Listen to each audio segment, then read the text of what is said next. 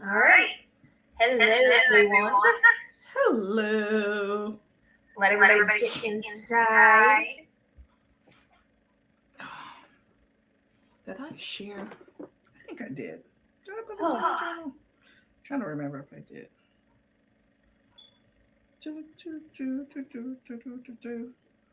Can't believe we're done with the Broken Earth. I know. It's like, what? Crazy. Say that again? I said it's crazy. Oh, yeah. Okay, I did share. I was just making sure I shared it on my channel. Well, it's nice to say we're done. I actually looked at the library and I actually have access to, I get nice stuff from the library for the 100,000 Kingdoms. Yeah. Looking forward to that one. Maybe it'll be a little bit, Yeah, different. I heard that one's like the next popular series of hers. And like a lot of people who didn't like the Broken Earth trilogy, the 100,000 Kingdoms was better for you. All right. All right. There's up game time. Go. There you go.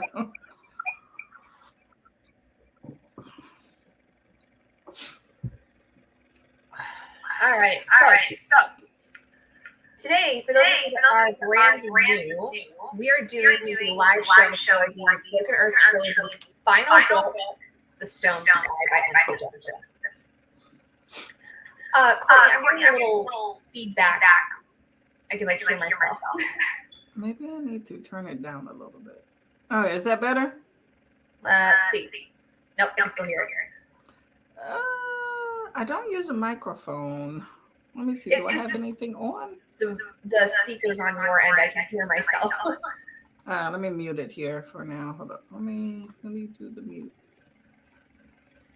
Okay. When you need to jump in, feel free. But yes, so for those of you that are brand new, we are going to be discussing the Broken Earth trilogy at length.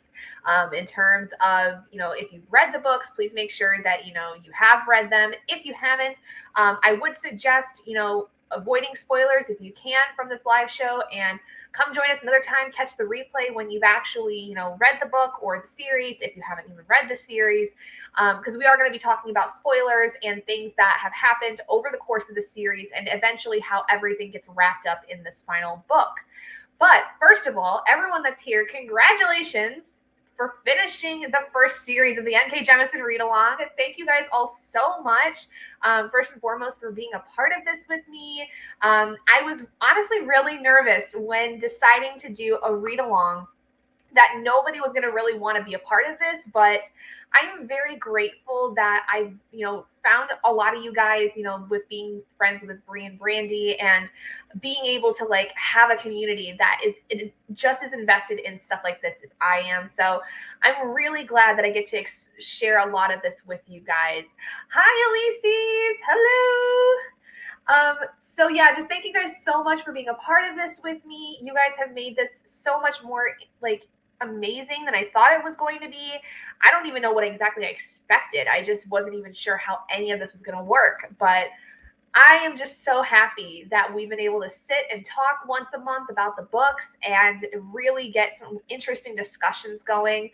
I'm so excited. Yes, we made it. We finished series 1. Eee! So exciting.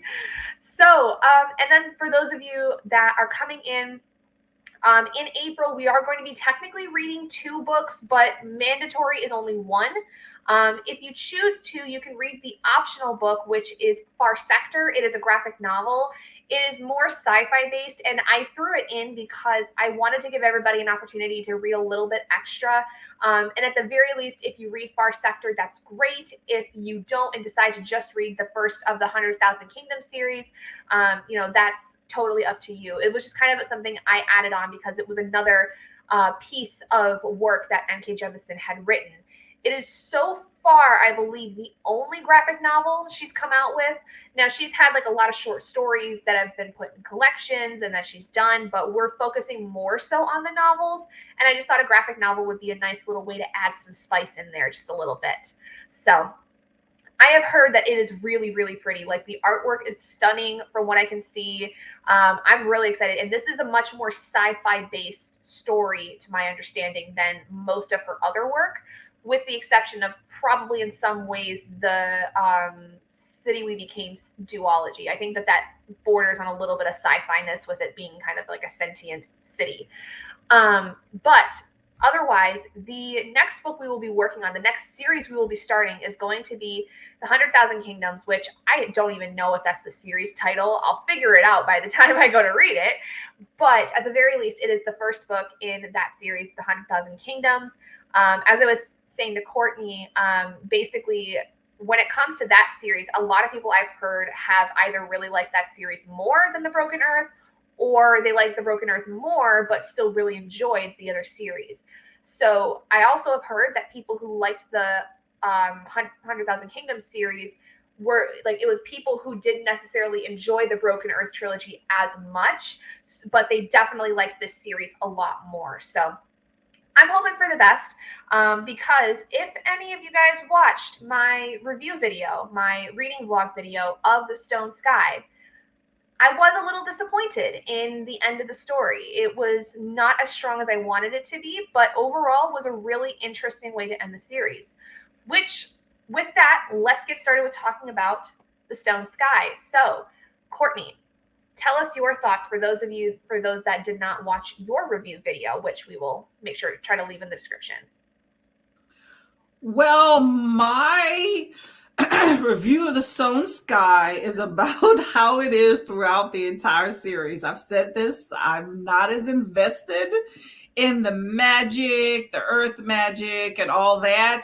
And I feel like The Stone Sky went very much more technical into that, even the origins of it, and the beginnings of the origini. And I was just kind of lost in a lot of that stuff. I was lost in the sauce when they were talking about how they were putting together this engine, and then utilizing the power and then diverting. It was a lot. So I was like, kind of, okay, let's get past this, But I thought that the book, it ended where I expected it to. So very predictable in that. I felt for the characters, bunch of trauma. If I had one word to describe this entire book, it's trauma. But I did enjoy the characters. I enjoyed kind of where it led. I thought the ending was beautiful, like about how Hoa kind of expedited her processing through the earth. I don't know. I just thought that was really pretty. And I just felt for all the characters. I just felt for it. And I feel like,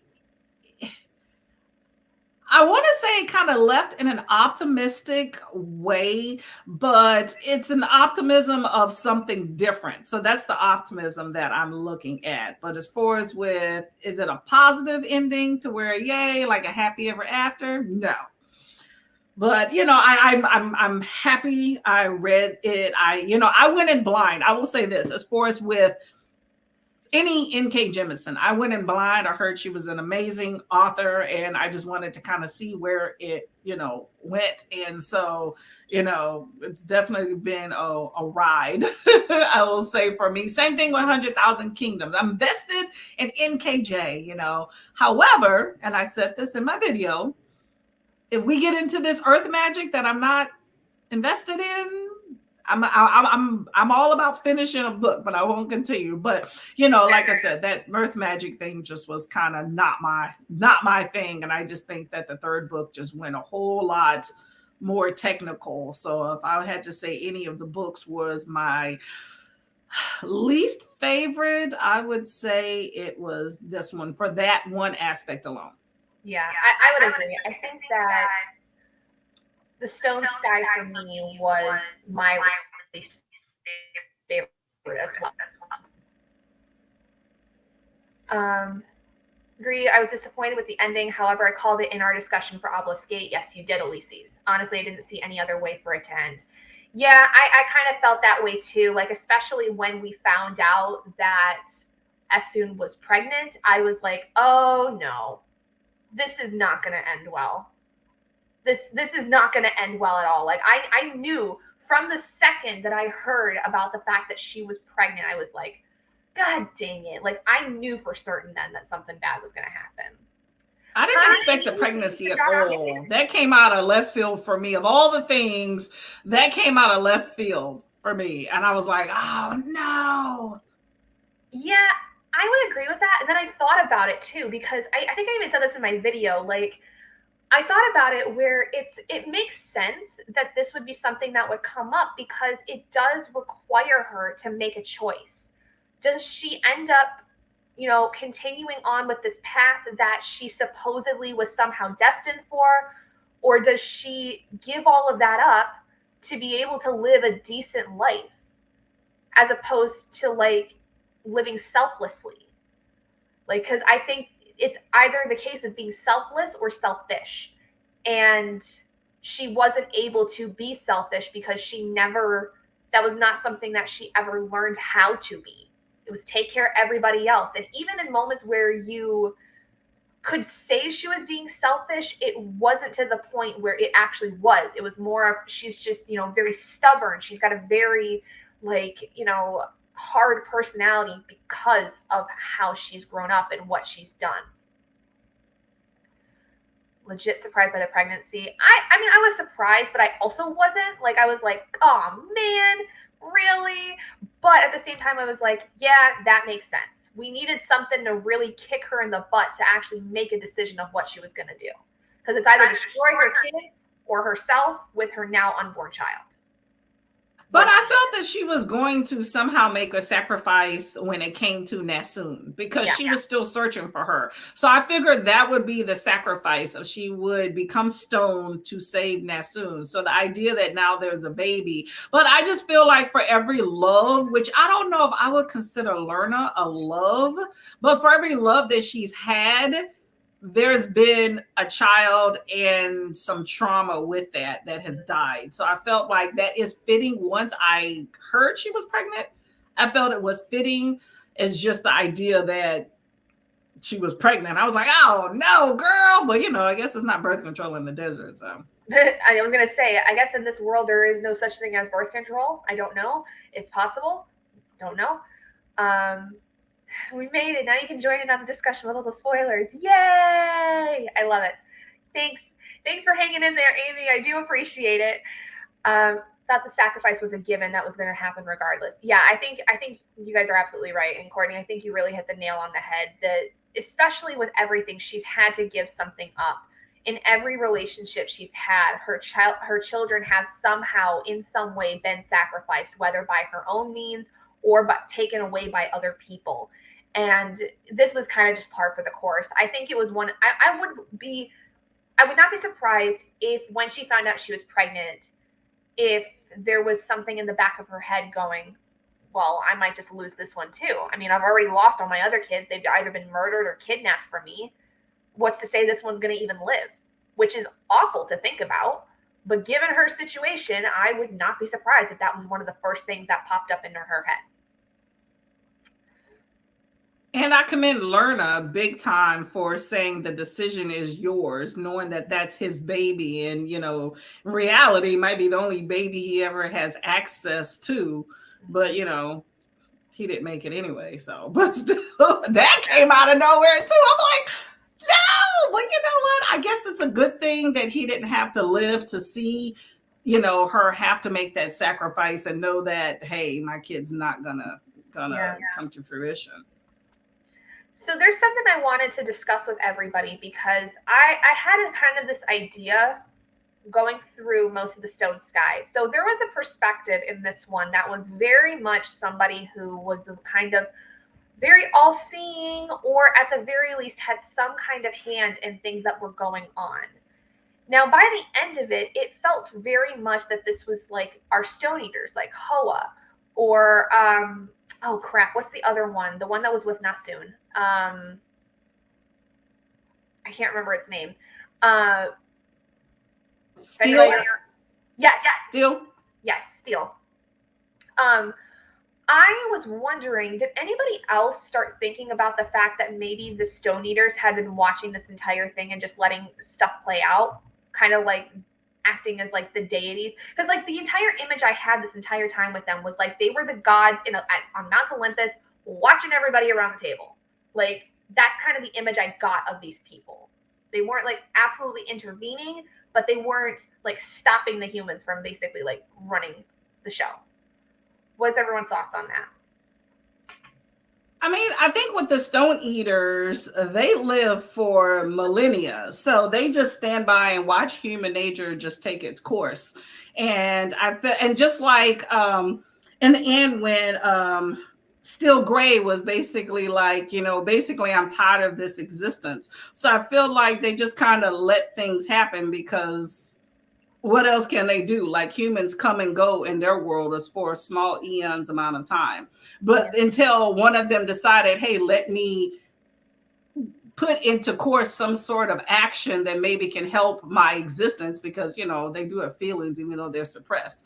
So I feel like they just kind of were just there.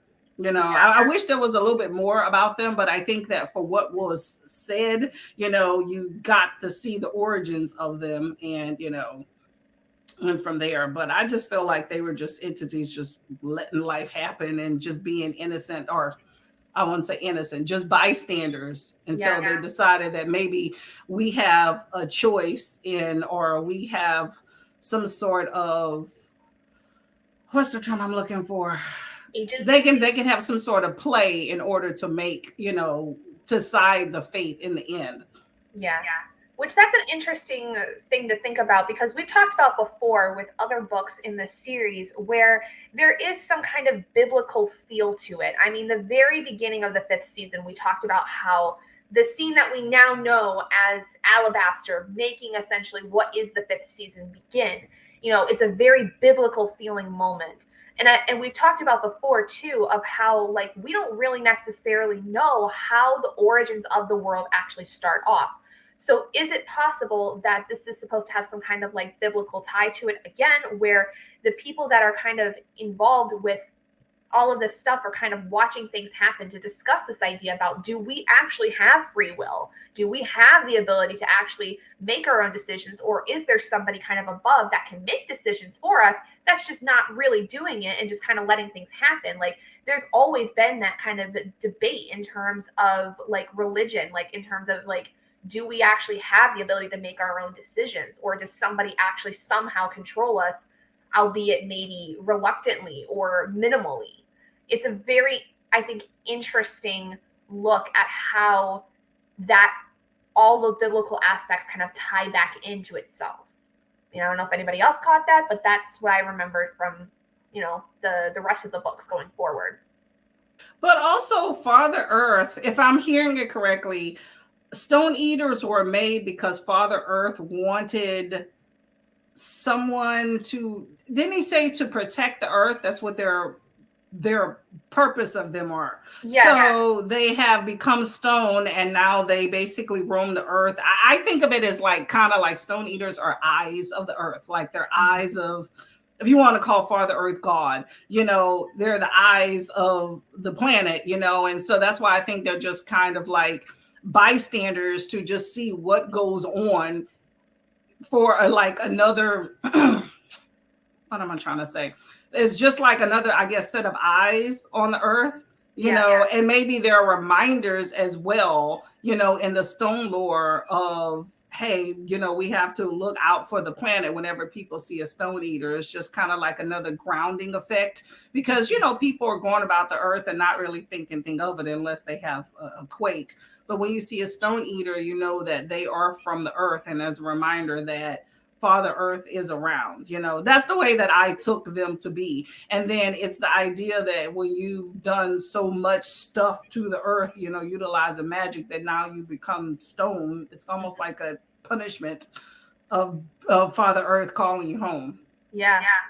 I agree with Amy too. It's kind of one of those things where as you were talking about that, the first thing that popped into my head was like the idea of the angels, right? Like they're another set of eyes. So like in the religious text, like there's somehow like you got Gabriel, you got all these other people that are involved in what's going on. They don't have any actual like decision of what happens. They don't, like Amy said, they don't interfere, but they do watch over, which I kind of felt like that too. And it's interesting though how like you said, it gets kind of turned on its head, because instead of it being like, oh, like you led this great life, you go to heaven, become an angel.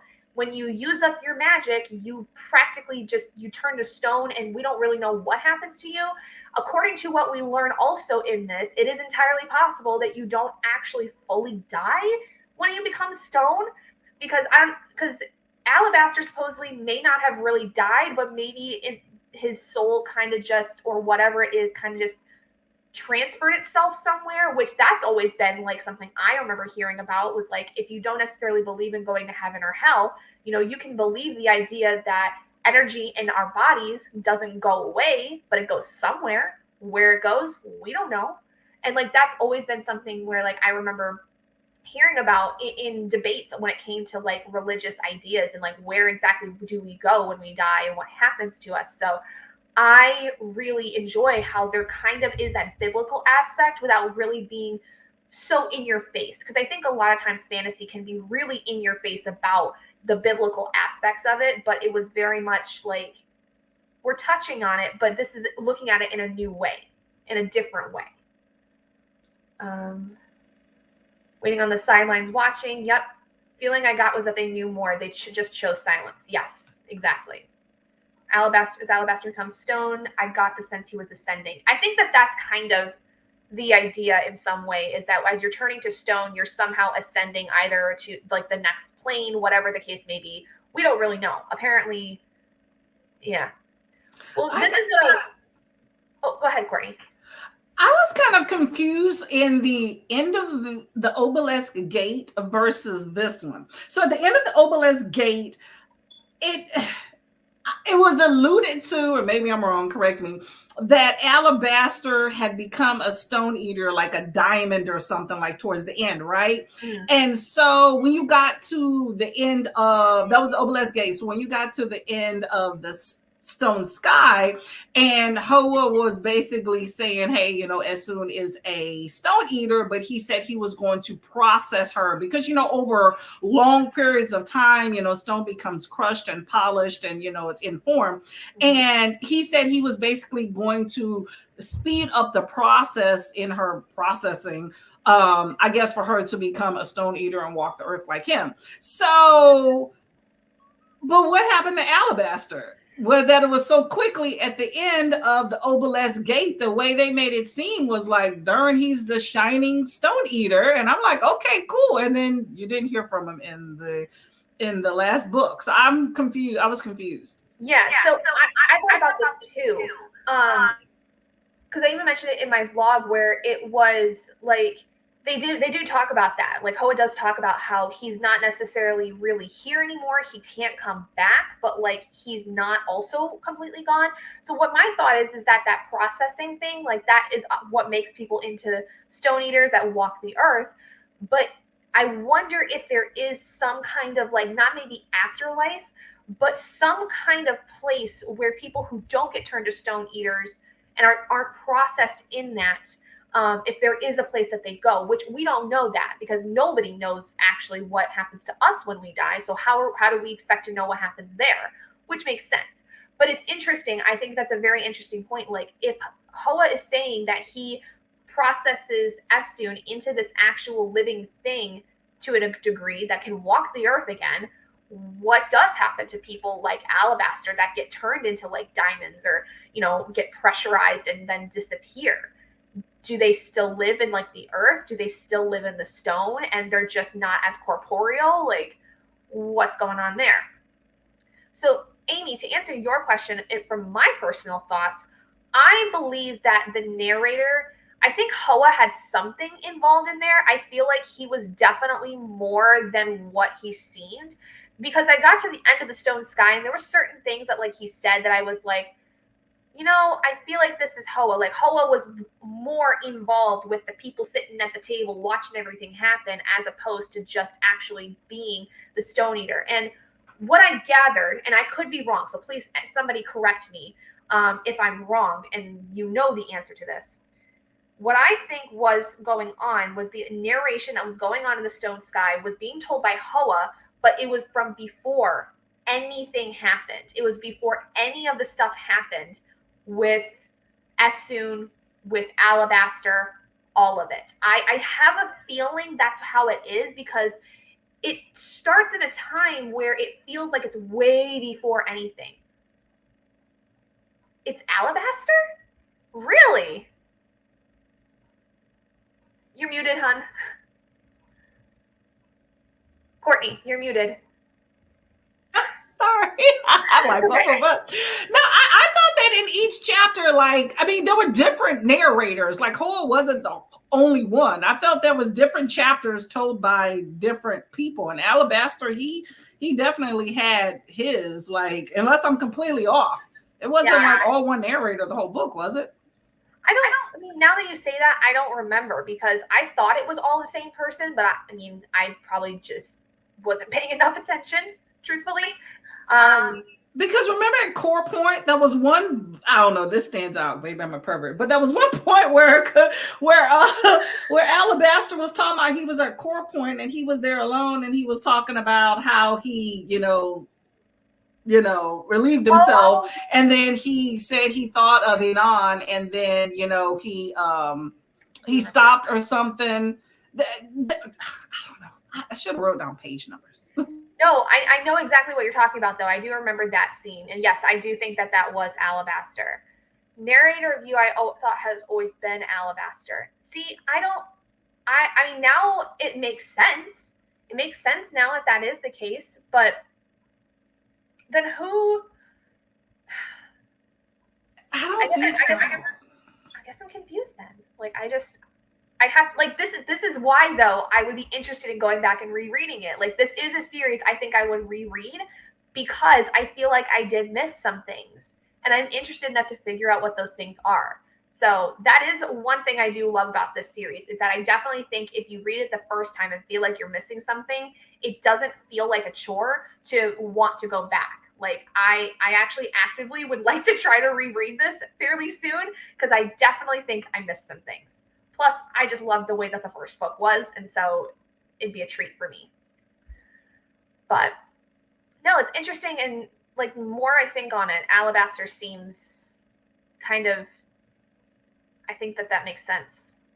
So I wouldn't have thought about it at first, but a lot of things make sense now with the way that the story develops. If he's the main narrator, where he's like the one talking about you do this, you do that, as opposed to it being,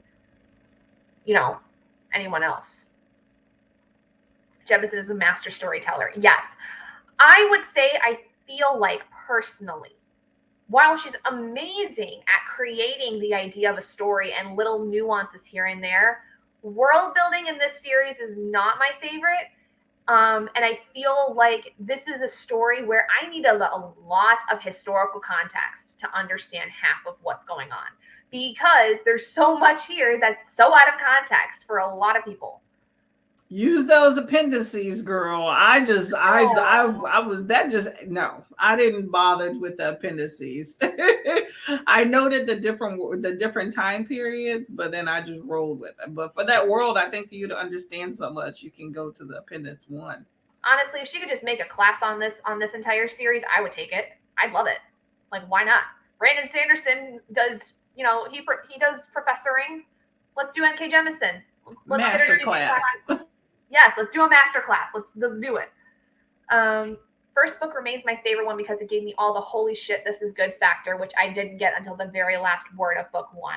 Yeah. Yep. I just feel like the way that the story started was so impactful that just continued to carry. And then the second book, it was very much where, okay, now I'm used to this world. The luster's kind of gone. What else is there? And it just kind of went downhill for me because I didn't get anything to bring it back up.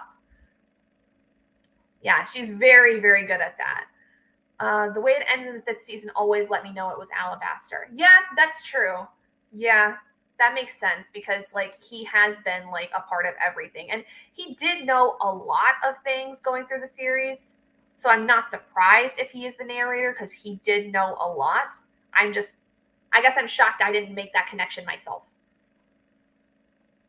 She did a master class for writing. Oh, that's cool. I like that. That's awesome. Well, so I think another thing I wanted to touch on with just the series in general is, why do you feel like authors like N.K. Jemisin are so hard to find? Because there's plenty of authors that have talents, that are people of color, that have just as much talent as her. Why is it that she stuck out to a lot of people? Why do you think that? Because this is a very prominent series. Every single book in this series got a Hugo Award. That is very rare for any writer to achieve that. So obviously she was doing something to really get people's attention. So what do we think is like the thing that makes her so different from most other fantasy writers, or white authors in general? Well, I mean, I can't say I have a whole lot of knowledge about fantasy and sci-fi and all, because it's something that I'm, only recently got into. But Courtney, you're breaking up on my end. oh, I don't know why. I have no idea. Should I cut feed, you think, and come back in? I don't know. I think it worked now. I think you're good. You're good? Okay. I was just saying that I don't really I don't have a tons of experience with fantasy and all that, so I can't speak from like that technical, like in-depth perspective. But I think just as far as when it comes to minorities sometimes, and this is just something that I notice, especially when you look at award shows for Hollywood and all, a lot of times there is the desire to push a person of color forward, to add the diversity in, of, hey, we're going to push forward one particular person instead of let's have the masses as a group to have everybody go forth. It's one person, and it's almost, and I'm not saying her writing's not great, because I think it's good, even though like with the magic stuff, systems that I'm not like truly invested in it, I still can recognize a really good book when I can see it. So I think sometimes maybe it was just the idea that it was, hey, look, this is going to be the person that we kind of push forward. We're going to put all of our weight behind that. So it could be that, maybe sometimes I think a lot of times you get success based off just pure luck of being in the right place at the right time and putting your book forward. But I also think she worked darn hard, and she continued to press on when people said no. She was like, I'm not giving up. I'm going to keep at it. I saw an interview with her where she talked about that, about like how she sat down with the publisher and she was told to her face, nobody wants to hear about Black fantasy. And that was really heartbreaking. I had to stop the video when she said that. And then, I pushed forward, but she was like, I didn't give up, So I think that it's just a testament to good writing, maybe a bit of luck, and people being behind her in her corner and not giving up, including herself. Yeah. I think you're absolutely right. I think it's one of those things where you and Elise have the same idea, right place, right time. It's just unfortunate that more people like her don't get this same opportunities. So, well, I was going to say something else. So the reason I asked that is because I specifically wanted to bring this author to light, because I had heard amazing things about her. I had heard, as a fantasy lover myself, that she was somebody definitely to try out, to see what I think of her writing, because a lot of people were very hit or miss with some of her series. You get to some of her newer stuff and people were very much kind of lukewarm about it, because it wasn't the same as, like the 5th season and the Broken Earth trilogy. And I personally feel like I missed out a lot on when she started first writing. I didn't get the chance to read her books for the first time when they first came out. And I feel so like sad about that, because like, imagine how much more of a difference it would have made to have me read this in a time where, like, when I was younger, when I was like in college, because this series started up when I was in college, like being able to see a person of color at that time as a writer was not something I was super involved in, because I grew up in a very, very limited kind of sphere of writers and reading. And so it wasn't until I was in college I started getting into a lot of like other authors of color. And N.K. Jemisin was always one that I wanted to read, but I thought was just, you know, I would never be able to get a hold of her books. And then I had gotten a hold of the fifth season and decided, you know what? If I have to get it from my library, that so be it. I don't care anymore. Like, I want to actually use my library all the time, but I want to try this author. I want to go through this entire experience of reading everything from her, because she seems to be one of the most prolific, like more contemporary fantasy writers. And I think there's a reason for that. I mean, like I said, this entire series got Hugo Awards, book after book after book. She's obviously put the work in, she's done the job. You know, I would absolutely love to find more authors like her that I think really deserve that recognition, whether they're big or they're small. I don't really care. Like, I just want to read more that is from people that are from marginalized communities, because obviously that plays a big role in even their fantasy work, not just contemporary stuff. I think you have to make an effort to go and find it, because I know, like, I've been an avid reader most of my life, but you know, a lot of times you don't know what's out there until it gets presented to you. Mm-hmm. And for the most part, you know, what gets recommended to me, what's in the forefront, you know, when I'm looking at the library, or what's in the shelves, you know, the things that kind of jump out at you are generally the things that you start looking at first. And it's never I would say only even small part lately has it been any authors of color. I think you have to go out of your way to look for an author of color. But you know what? If you have that desire, then you go and put forth that effort. But it's something that I never even thought of until I got into BookTube and just realized just how big of an issue it is that you don't have that representation in publishing, because people don't necessarily want to take a chance on it. They don't believe that it's mainstream, you know, and that's a whole lot of systemic stuff going on in there. But, you know, we're a community where we talk about those things. The average person on the street does not. Mm-hmm. You're 100% right. I mean, it's actually this. I had the same experience where it was not until I got into BookTube when I was in college that I started hearing more about these other authors of color, authors I never heard of but was so interested in because I was interested in the stories. And then reading some of them as I was getting through college, and more so out of college, because I just had more time and more ability to obtain different works from different people. It just was so eye-opening that it honestly made me feel so humbled in the fact that I didn't get that when I was younger, and I wish I would have. Now, I was just a product of my environment, but now I really wanted to make an effort to highlight somebody who's obviously done some great work and has proven, has, you know, given her all to writing that I think in some ways still gets marginalized because of the fact that she's a person of color and a woman writing fantasy, which getting into fantasy is already difficult as it is. I mean, but thinking as a woman and as a person of color, like, forget it. It is very hard, especially in the adult genre, to get in anywhere with a fantasy book. And it breaks my heart, but this reading of her books really makes me excited to do more series like this in the future if y'all want to be a part of it.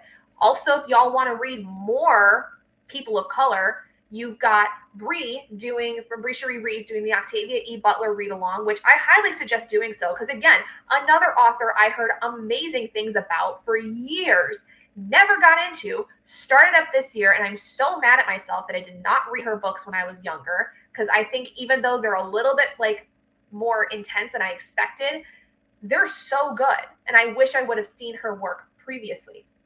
And you've got Bree with Brandy from Books with Brandy Shanae doing Zora Neale Hurston books. Also, really interesting author. Really liking what I'm reading of theirs so far. Very much on the older side of things, because they were writing back in like the early 1900s, but very, very interesting when it comes to understanding the time specifically for Black communities in this time frame. Like, it's fascinating. So definitely, if you guys get a chance, go check them out and go get a part of these readathons when you can, because they're really, really interesting. And I'm very excited to see, how those go, and also support your fellow like booktubers that are people of color, like Courtney. Go support Courtney if you don't already, because she's amazing. She is so cool. I have had so much fun doing these live shows with you, Courtney. Like I've said before to you, you've been such an awesome, awesome co-host with me. I'm so glad you were able to be a part of this with me. And we're not ending the show exactly right here, but I just want to make a note that like we need to support our creators of color, because they are just as important. Their voices are just as important. And I just appreciate that we all get to be a part of a community that is trying to uplift. And we may have some bad eggs. Every community does, right? We all have the bad eggs every now and then. But I just so appreciate that you guys all wanted to join in on this with me to uplift the creators of color that are brought in here. It's been so awesome to just have this whole thing happen. So Courtney, thank you for joining me with all of these live shows. I do hope you continue, but no hard feelings if you don't. If it's not for you, it's not for you, Done. No, I'm kidding. No, it's been fun. I appreciate it. It's nice to read these with other people, because I was interested in KJ for a while, but and I won the book. I said that before, but then I was like, okay, you keep putting it off, and then you're like, bam, this is a good. As soon as I saw you're doing the readathon, I'm like, oh, this would be a great time. Pace yourself. Awesome. Yes, definitely pace yourself, because these books they're pretty intense. They're deceptively intense, I will say. That's why I try to read as much indie as possible. Not everyone gets the same opportunities. Here. Love that. Support indie authors. P. Jelly Clark. That's another one I've heard of. That may be something in the future. Thank you for the suggestion. I will take it into considetion, because for 2023. Really? They're even more intense? Well, I read Ring Shout. It was intense. Really yeah. Intense. I did say that was really intense. Ooh. Now I'm planning for next year. Thank you, Amy. Thank you very much. I will think about that. Fantasy is also a tough genre. It will resonate or it won't. Yeah. My husband's not a huge reader, and fantasy is, I think, one of those genres where it is really intimidating for him, because he doesn't read very often. But my sister and I both, having been avid readers most of our lives, she's a little bit more on like the lower fantasy, like fantasy romance, I guess, kind of spectrum of things. So like high fantasy wouldn't do super well with her, but I really love high fantasy. Anything high fantasy. I have a freaking elvish tattoo. That's how much I love high fantasy. Like, it's just what it is. Aw, thanks for the love. Oh, look at me. How you doing? I know, look at me. Yeah. This has been a journey for you. Like, you went from not being sure of this entire series to sticking it out to the end. So kudos to you, Courtney. That is amazing. I'm all about commitment, when it comes to it. I can recognize it as a good series. I just want it to be like, can I get past that, And sometimes I don't get all the elements, but, it's still good books. I'm all about a good book, and it was good. I enjoyed the characters, just very traumatic. Yeah, definitely. And I think you hit it. I think you said it perfectly earlier. To sum up pretty much not just this last book, but the entire series, trauma and dysfunctional, two best words to go with, because good Lord, these people are messed up. It is not a good time. It's one of those series though where I feel like it's one of those fantasies where like most fantasies will touch on a lot of contemporary things that are happening. This, I think, is very interesting because it touches on contemporary things, but more so in how the past has affected the contemporary time. Because a lot of fantasy, I think, really speaks more to what's been going on in the world at that time in terms of like conflicts, in terms of things that have been going on with different kinds of communities. This one, it definitely, like I said before, you need a lot of context to understand what's going on in this world. So it's very much a story that is completely affected by what has happened in the past in terms of how the origins are treated in this community, in terms of the way that the quote unquote like prophecy of things has been going on with the obelisks and with Essun. Like, it's very interesting how this is, again, taking something that we know of fantasy and really changing the way that we think about it in terms of every single element that there is. Which I think that maybe is why one of the reasons she became so popular with it is that it was just so different than what everybody else was doing. And maybe right place, right time. And I also think it's almost like a slow burn fantasy if you say that, because you know how a lot of times you get a fantasy or whatever and it's like, bam, this thing happened.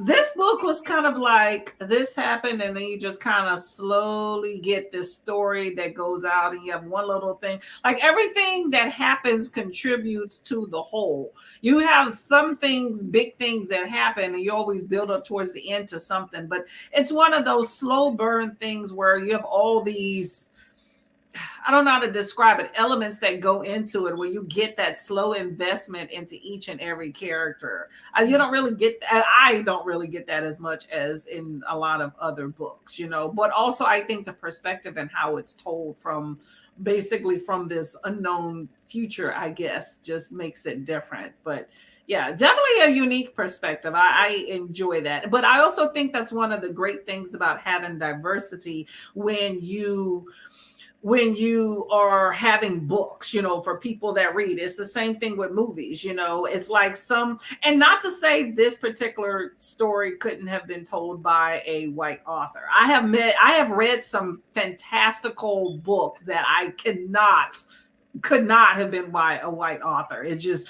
the subject matter, you know, just could not have come from a white author to be taken serious. But with this one, maybe it could have, maybe it isn't. But it's the idea that you had this author with this particular story in her head, you know, and when you don't give somebody a seat at the table, then you have stories like this that get lost. And it's a story that's important, you know. And as a person of color that has not read a lot of books by a person of color till older, I feel like I've missed out on so much stories, you know, with my reading, that I feel like I'm behind the curve. But it's the idea of having a seat at the table. I feel like everybody deserves that. And I feel like sometimes that seat is not there for you. So it's one person, and who, like, I remember there was a was it Jess Owens, I think.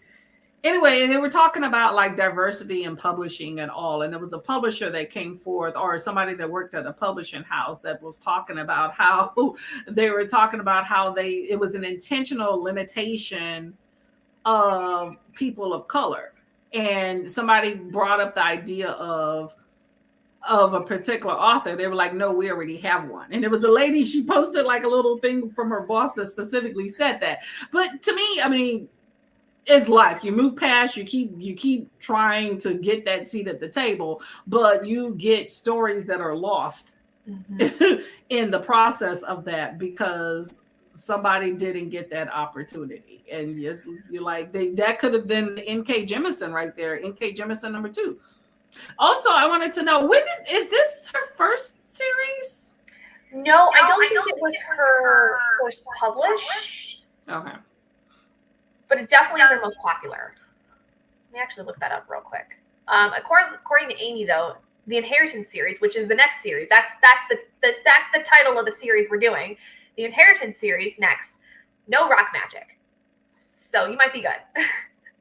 It was still cool. I will say that. It just wasn't for me. It's more like, it's kind of like with the sci-fi, right? I enjoy sci-fi, but I like the concept and the idea, the execution and all the details. No.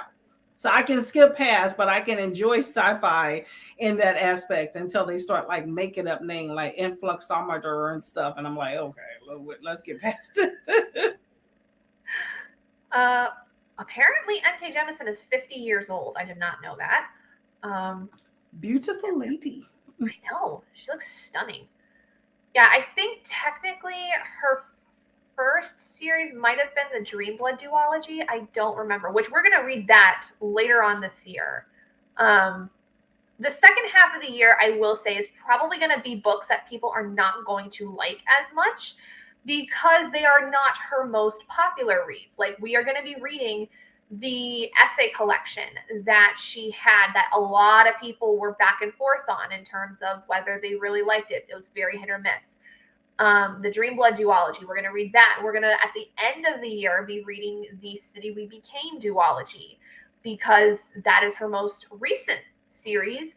And I have heard basically diddly squat on it since it came out. And I want to know why. Why is it that nobody's talking about this series if she was so very popular with the 5th season? But I do think, let me see. I'm trying to see if I can find information. So that's the Great Cities. What series did N.K. Jemisin create first? Okay. Oh, it was the Inheritance trilogy. That was the first. That was her debut novel. Was the 100,000 Kingdoms. So the Inheritance trilogy is her very first series, apparently. And it was nominated. The first book was nominated for the 2010 Nebula Award and shortlisted for the James Tiptree Jr. Award. All right, so we've got her first series coming up, guys. That's awesome. And we have her. Actually, that's pretty fitting too, because we also have her first graphic novel, I believe, that we're going to be reading in April, if you guys choose to. Like I said, you're more than welcome to join us with the next series if you want to continue with this read along. You don't absolutely have to. I know, depending on how people like the first one, they may drop off for a few months. Totally fine, up to you. But we are in April going to be reading the first book in the Inheritance series, which is The 100,000 Kingdoms, and also Far Sector, which is a graphic novel. It is a more sci-fi based graphic novel for those of you that are not familiar with that.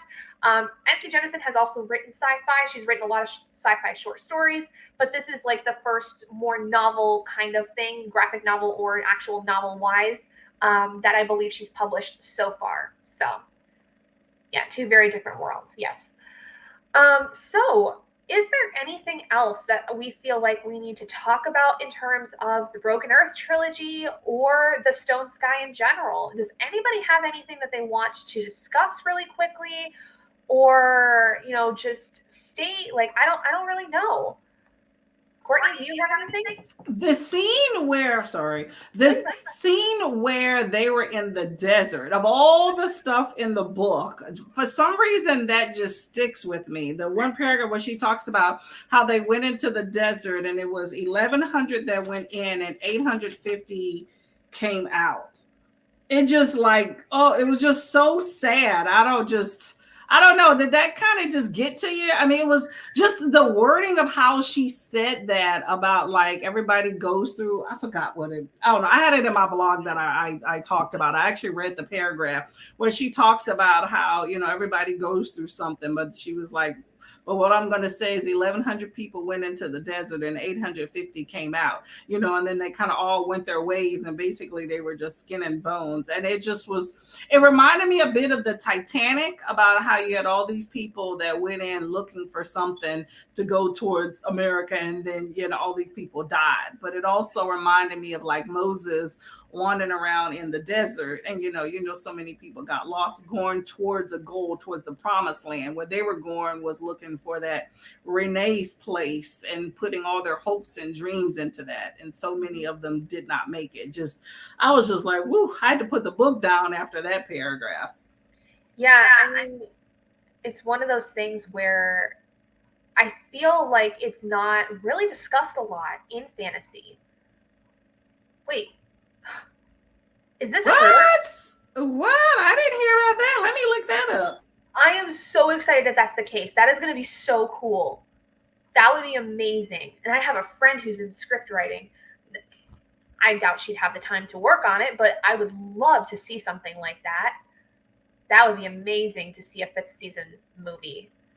I could see that more as a series than a movie.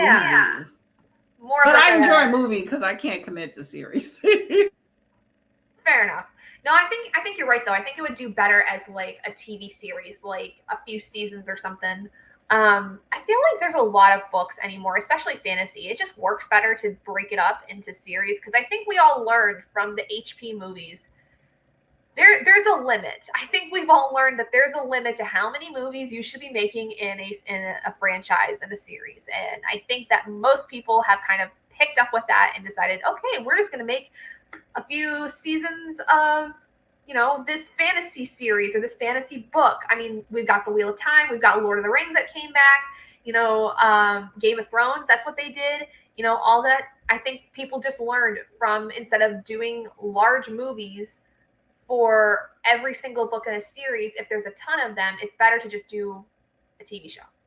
It's easier that way. And more digestible, I think, for the general public. Apparently, there's a 5th season movie. It was in Belgium in 2012. It's called I don't think it's the same because this was written, 2015? But it says villagers find their situation growing increasingly desperate when the community becomes engulfed in an endless winter. Interesting. Okay. Haven't heard anything recently, but our buddy Read group was very excited when that tidbit dropped as we finished that book. Okay.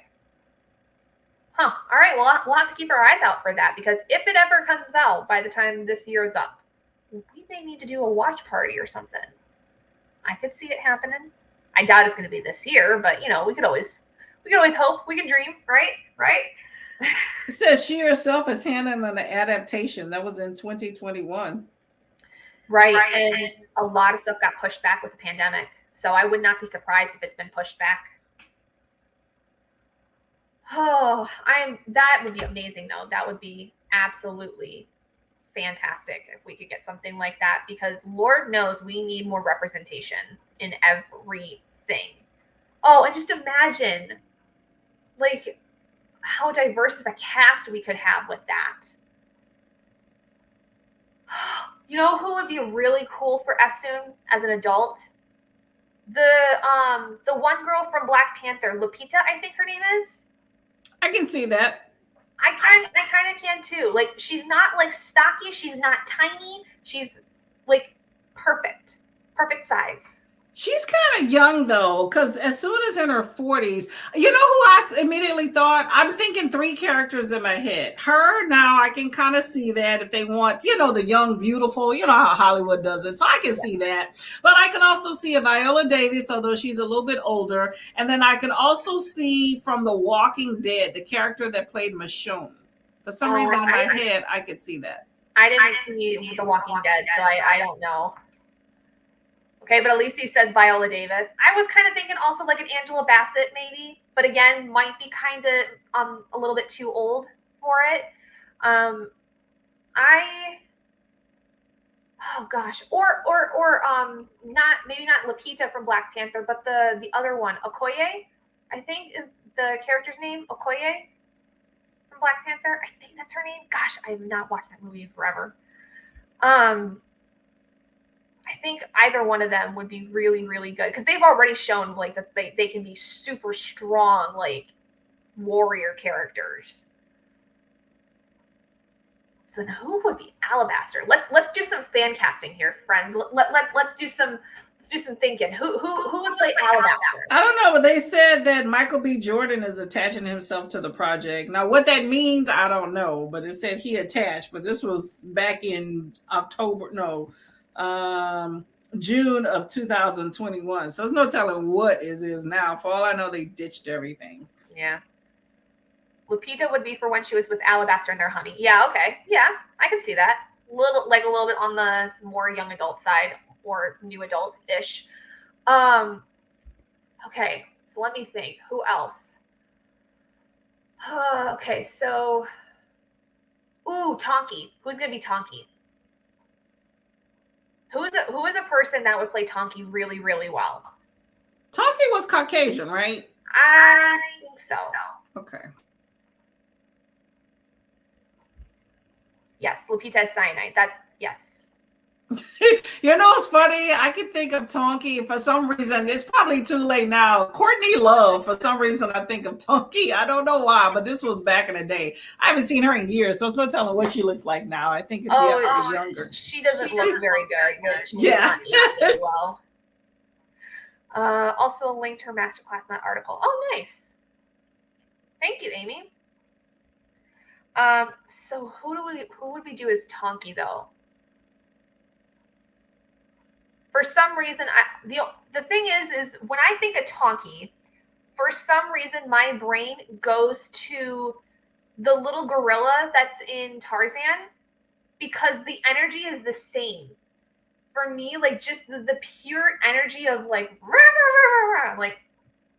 getting after everybody, wanting to like have, but also wanting to protect everyone. Like that's just, for some reason, that's the vibe I got from Tonky, which that character was voiced by Rosie O'Donnell, which I don't think I would want a Rosie O'Donnell in the movie, but that's the same kind of vibe I got, and I don't know who now would be anywhere close to that.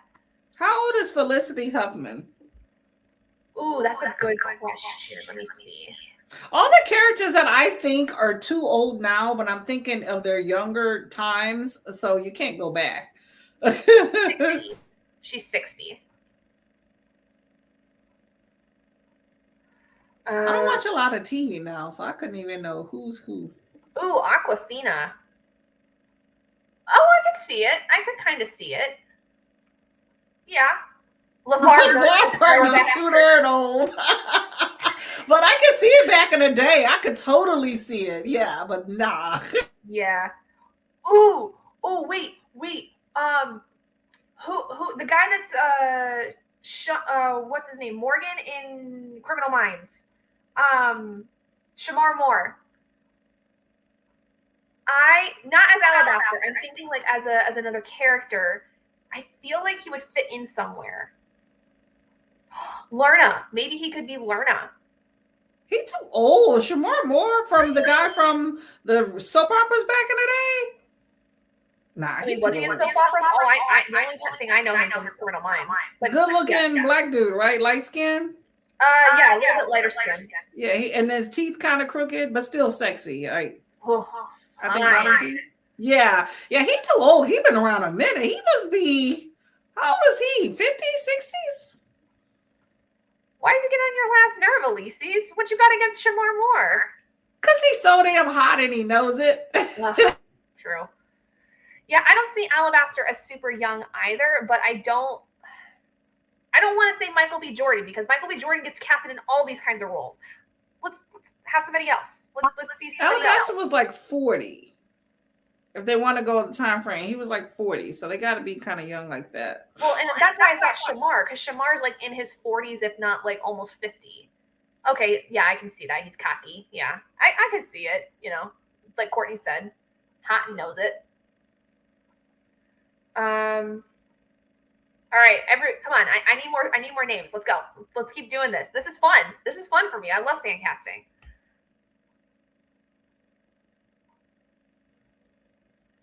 Who? Trying to think. Husband says he's Ken doll good looking, too perfect. Fair. That's fair. I guess no Shamar Moore. My sister would be very happy that I'm even like thinking of using him, because she's obsessed with Criminal Minds. Yeah, now I think we all got to think on this now, because it's like, okay, we got to think about these characters, their temperaments, who usually plays that temperament really well. Everybody I know is super old. Like, I don't know any like newer people. I pulled up a list. I put in Black Hollywood men. Hold up, young. Let's see about that. Put an age on this. Hold up.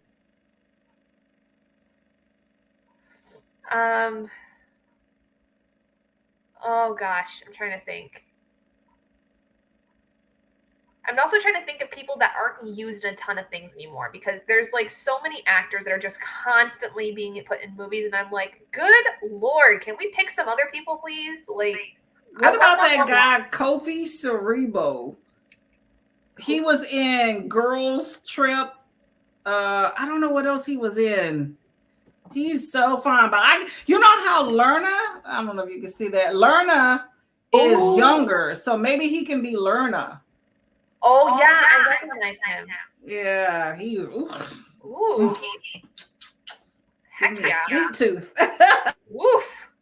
Hot dang. No, like that would be great. I think he would do really. He's got that kind of very soft look about him too. Like he looks like he could be a very soft character like Lerna.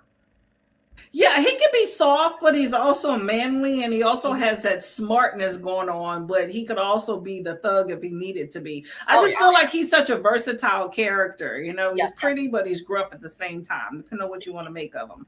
Idris Elba. Maybe it just might be a little too older. I don't know. Now, if he could voice somebody, like if there was to be CGI and we could do voices, Hoa. I think he would fit the voice of Hoa very, very well.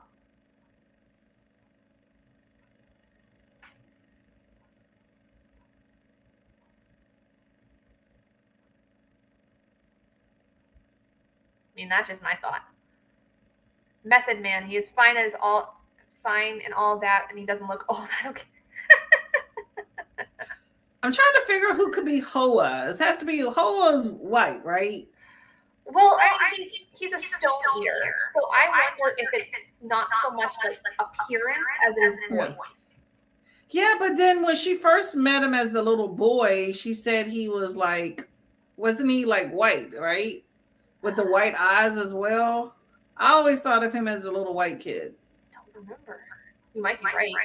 I don't know. I mean, not that they have to have it along those lines, but I do prefer like when you like I'm all for diversity, and I think this book has great diversity, which is nice because it's not like you have to go and take like license to make a character something else. That you can kind of use the same races. I think kind of sort of when you pinpoint characters. Mm-hmm. But I like when the people in the book look kind of like what they're like when you make an adaptation, that they're the same parents kind of that you would visualize if you were to read the book. Right. But I'm also for like, okay, let's get a little bit of diversity because, you know, they adapt, you know, more books by probably white authors. So then it's like, I want everybody to get a chance. So this book is great because you have the diversity built into it. So you're not taken away from it, and I like that. Okay, so here is one that I'm interested to see people's thoughts on. Who are we getting for Shafa? Who are we picking for the Guardian? The man who practically started it all. Michael B. Jordan, though. He's used in everything. No, I just wanted us to look at that photo, not for Shafa.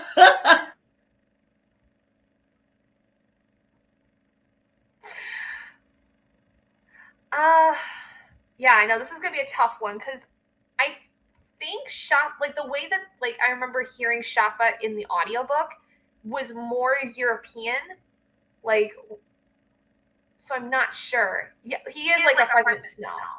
What about but he was supposed to be good looking, right? I for some reason I thought of the Aquaman guy. What was his name? Jason Momoa. For some reason in my head it popped up. You're close. He got the long hair already. Yeah.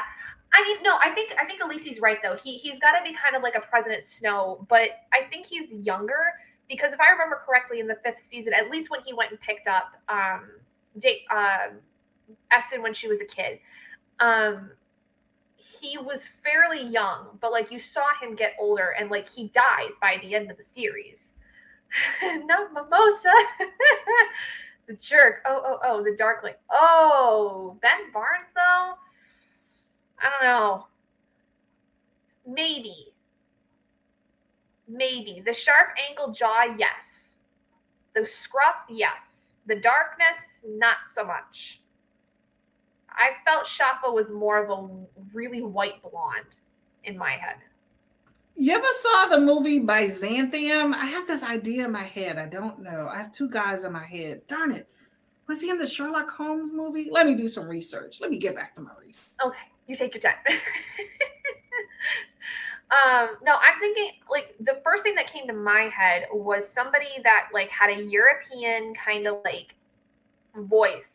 I don't know, like not necessarily English, but some kind of European voice. And for some reason in my head, it was a white guy with white blonde hair. I could be completely off in terms of my thoughts on him and confusing him with a different character. But that, for some reason, that was the thought that popped into my head. Benedict Cumberbatch. Oh, I could kind of see it. Tall, lanky, can be kind of pretty strong. And he's 46, so not too old. Telling you the actor. Oh, the actor present. Oh, he's really old though. He's well, yeah. He's in the movie in the Hunger Games movies. He's really, really old. Like he might not be around much longer. Kind of old. But Chris Hemsworth, nah. He's too big of a teddy bear. He's too pretty. You gotta have gruffness. Like if you're gonna go with that, you need to go with like baby Loki. Like when Tom Hiddleston was a baby. Like we're gonna go down that path because Tom's at least a little bit more intimidating in some ways. Picture him crushing a child's hand though. See? Right. It's gotta be like, and I don't see Benedict Cumberbatch doing that. I think he's definitely got the look, but I don't know if I could take him seriously as a bad guy in some ways. Because Shaw is not entirely a bad guy by any means, but he's definitely not great. Whereas like Chris Hemsworth, definitely can't see him as anything but big teddy bear Thor, big dumb blonde, because he's sweet. See, now this is what I initially thought was I wondered if one of the Skarsgård boys would be good for this, because we know that one of them playing Eric in True Blood, Alexander, he knows how to play an intimidating man. We know Bill is in it, and he's terrifying. I have a feeling Bill would probably be a better fit out of the two. Sweet it all. I mean, Chris Hemsworth, like, I think he's just the way that he plays Thor. Like, he's a big teddy bear. That's all I see him as. I've not really seen him in much else, but anything I have seen him in, he's kind of that big dumb jock. Yeah, I think it's the hair that we're thinking. But I can see, I'm looking at Bill Skarsgård. I think if we could grow his hair out, because he has that youthful sexiness, but he also has like that danger appeal looking to him as well, you know. So yeah, I can see that. Because you know they got to make him attractive. I was kind of disappointed that you didn't have. No, that's not true. Never mind. I was gonna say he didn't play that big of a role in the last book, but I guess he kind of sort of did. Yeah, it wasn't so much like he played a role as like we just saw him fall apart, because like I think the big thing was like we knew in book 2 that something bad was going to happen to him because of the fact that he was going against what he'd done before and what he'd been taught. So this book, it was literally, I think, just him coming to like the consequences of his actions coming to haunt him. Or the one that played in Vikings. Oh yeah. Oh my gosh. What is his name? I know who you're talking about, but I can't think of his name. My grandmother loves that Viking show, and I'm just like, I don't even remember the names. Let me see. Let's see.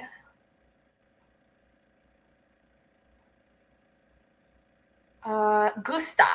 Okay. Gustav Skarsgård. And maybe. I still think Bill would probably be the one out of them. I think he's just got that, like, terrifying enough look to where Shafa would be perfect for him when he gets, like, intense. Because there's some points where Shafa gets a little intense. And I could see Bill definitely pulling that off better than either of his brothers. My own opinion. But with that, guys, I think we may call that for a night. Thank you guys all again so much for joining me and Courtney in this. Courtney, thank you so much again for joining in on these live shows. I really appreciate the time that you took to join in on this series, even if you didn't care for it starting off at first. I'm really grateful that all of you guys were able to be a part of this with me, and I look forward to seeing everyone's thoughts in the future when it comes to the other books. You guys all are amazing. Thank you so much. It's been fun. Well, thank you for joining me. You're always welcome to come again, Courtney. You're more than welcome to come into the other live shows if you would like. Anyone else that wants to join me in with the books, like if you guys want to be a part of the live shows with me, please feel free to let me know. Especially if there's like a certain series or book that you would really like to be a part of the conversation with. As long as you tell me before the live show, you're pretty much good. I have no qualms about anybody joining in. I only have so much room though, because I use the free version of StreamYard. It is what it is. But I hope you guys have a wonderful rest of your night, a wonderful weekend. Don't forget, in April, the Inheritance series, we are starting with the 100,000 Kingdoms, and if you are able to, Far Sector as well. Otherwise, just the 100,000 Kingdoms, you'll be good. The live show for that will be the first weekend, usually of the month. So I'm thinking about May 6th, same time. And that's barring anything coming up between now and then. If anything changes, I'll let you guys know.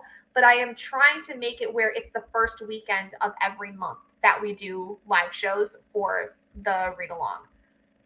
So if anyone wants to be a part of that, please let me know. But anyway, thank you guys all so much for joining us tonight. I hope you guys have a wonderful night and rest of your weekend, and I will see you guys next time. Bye, everyone. Bye, y'all.